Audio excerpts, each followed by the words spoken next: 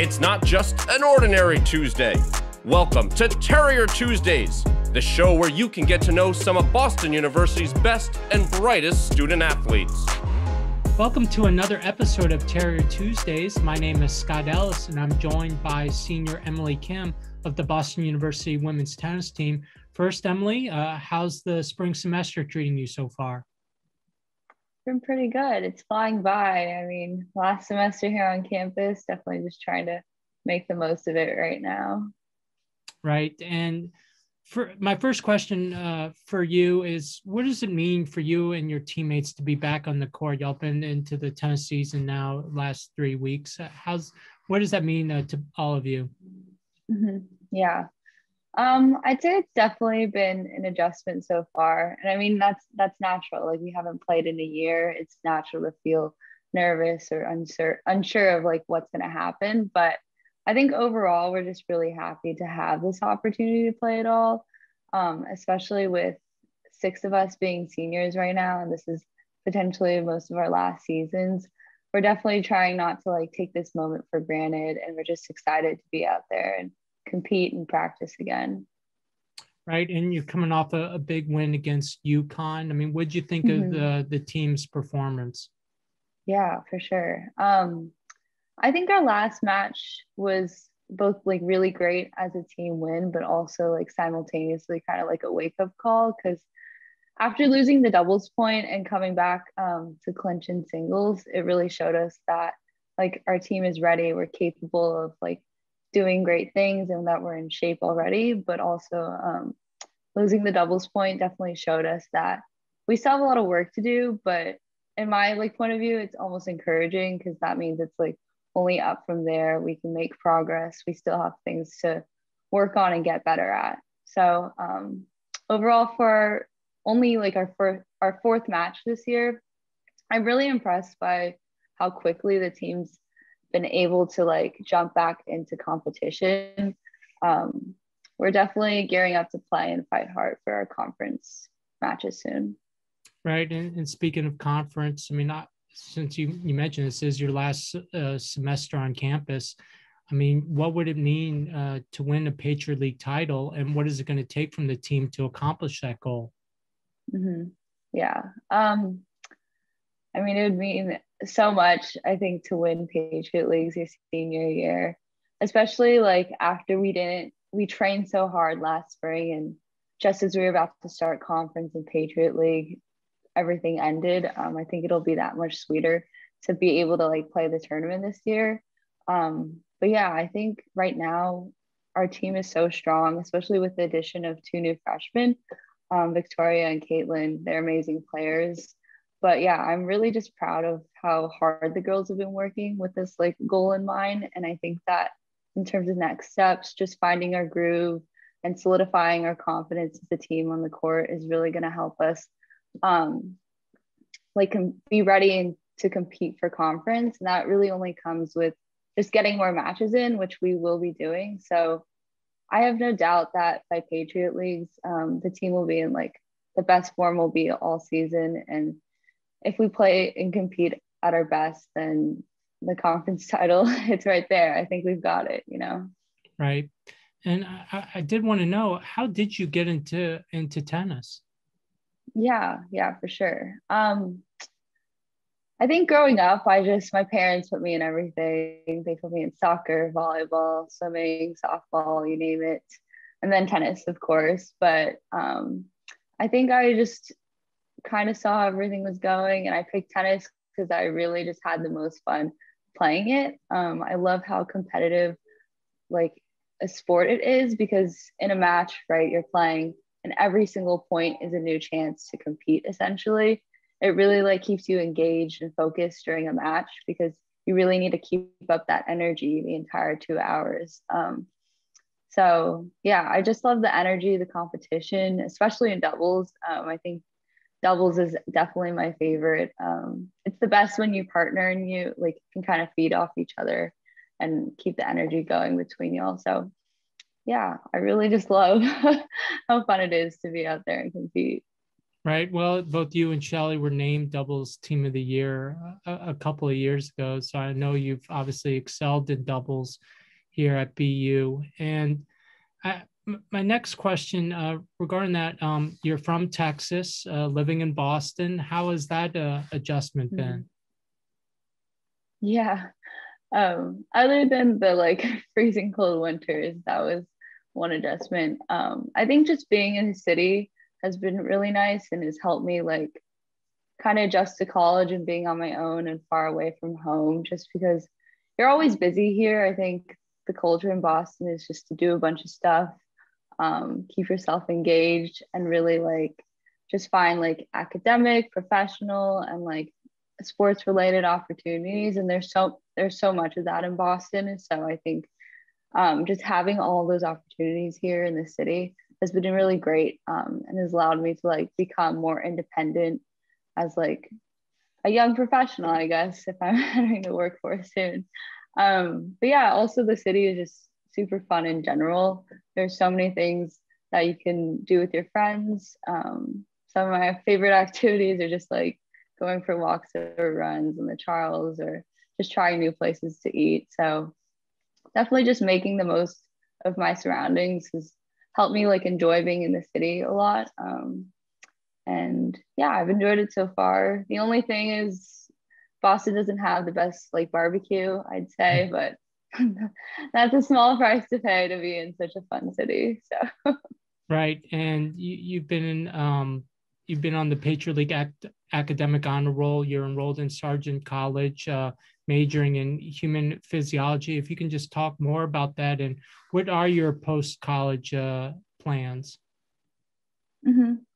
Yeah, so I was like pre-med, pre-health going into college, and after like looking at all the STEM related majors, human physiology and Sargent really just seemed the most interesting overall, because it dives into the like anatomy of the human body, like human body systems really well in the upper level classes. Like some of my favorite classes have been exercise physiology, cardio, like pulmonary pathophysiology, which is a mouthful, but it's just like heart and like cardiac system anatomy, and like gross human anatomy. We were able to do a cadaver lab last fall, even with all the COVID restrictions. So that was really unique. And I think those classes really prepare you for med school. So I'm very grateful for that in that sense. And also another selling point was there's a practicum or like an internship that you can do for credit that's like built into the major. Every human physiology major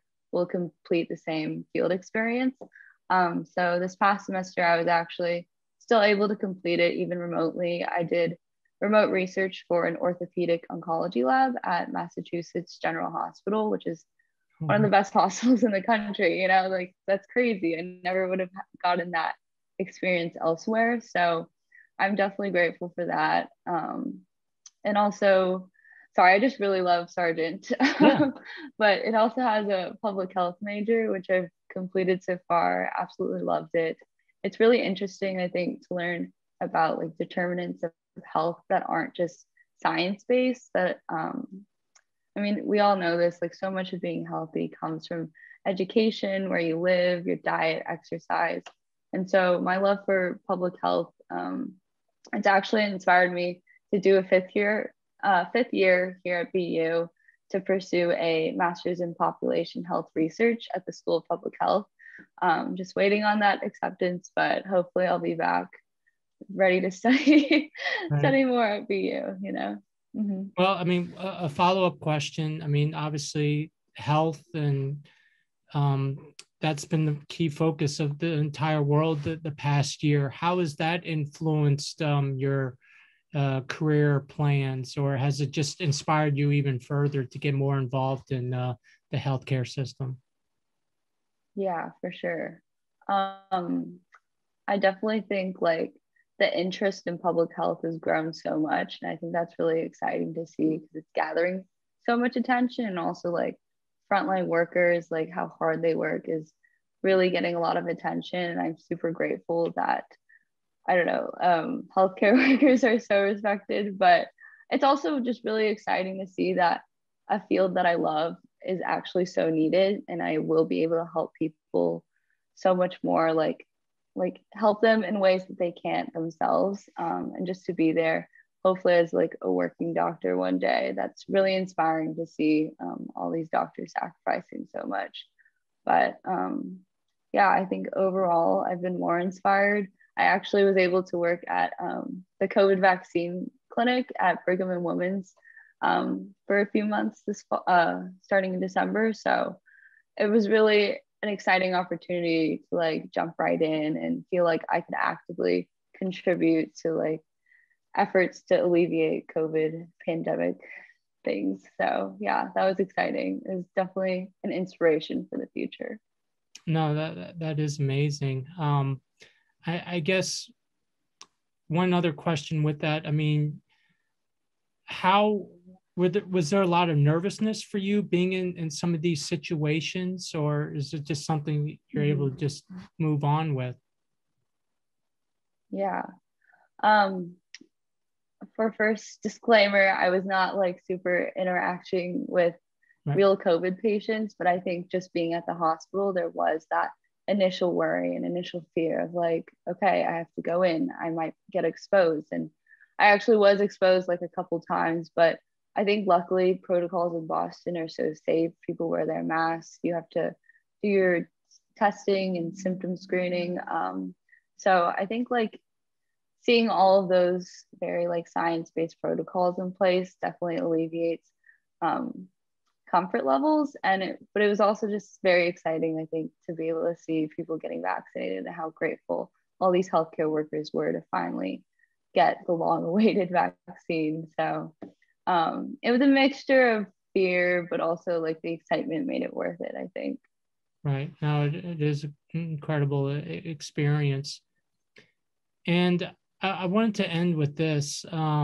Obviously, there's been a lot of attention the past couple of weeks on what's been going on with the Asian American community across the country. Mm-hmm. And as an Asian American, I just want to ask you an open-ended question. Just share your thoughts on what's been going on in the national media. Mm-hmm. Yeah, thanks for asking. Yeah, like you said, I was born and raised in Dallas, Texas. So while my like family history and I'm ethnically Korean, I do consider myself fully American, which is really interesting because I think growing up that kind of left me at a crossroads of not being fully American, but also not being fully Asian. I actually don't really speak Korean very well. So that's been funny, like communicating with my grandparents who actually just immigrated here with my parents when they were really young. But yeah, I'd really just like going forward with all this attention on the topic. I'd really just like to see Asian American stories being accepted and embraced into the fold of like what American culture is like in the future, because in my eyes, our community is really just adding to the rich diversity, like the immigrant history that makes up what being an American is. And as long as that like continues to be normalized and accepted and embraced, like I think that's all the progress we can ask for. So yeah, I'm really just hopeful. And that being said, I'm so grateful for the diversity at BU. It's a really safe environment, and it's something like with all the recent events, it's made me realize that the safe environment isn't something that everyone is lucky enough to experience. My coaches, my teammates are nothing but supportive, and I'm really glad that I can like contribute myself to the diversity in the athletics department at BU as an Asian American student athlete. So I think that's pretty cool. So yeah. Actually, one follow-up question. I mean, who has inspired you in your life? Who have you really looked up to? As like a tennis player or tennis or like in general? In general, whether it's a family figure. I mean, I know Leslie has meant so much to the team as well. Mm-hmm. Yeah. I mean, this is a stereotypical answer, but definitely my parents, they're so hardworking. They've really instilled in me like very solid values. I think that make me who like I am as a core, like as a person, to like treat everyone with respect, to really like listen and observe before you like act out. And I think their influence on me has been nothing but positive, and I think that's something that I'm able to like bring to the team, and I'm really grateful for that. But yeah, being at BU also, Leslie has been an amazing coach and has really like helped me figure out like how to compete at my best, and has really supported me as a student athlete as well. She's really shown us that